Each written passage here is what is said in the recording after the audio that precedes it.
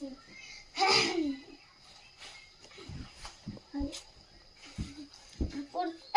পিঠে উঁচু করিস না আরো পরে নৌকা সামনে দেবো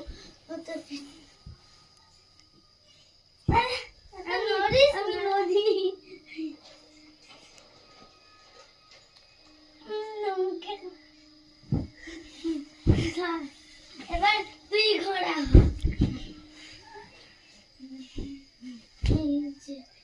এই